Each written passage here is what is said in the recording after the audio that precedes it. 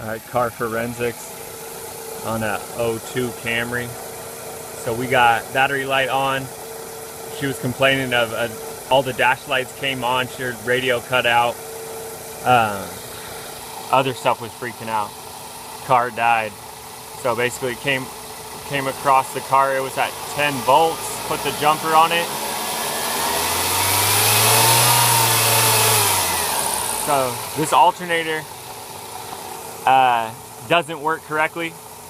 It seems like it's stuck on low mode charge. It won't induce a lot of charge.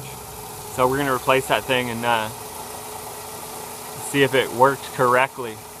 But yeah, it's holding at 12.5.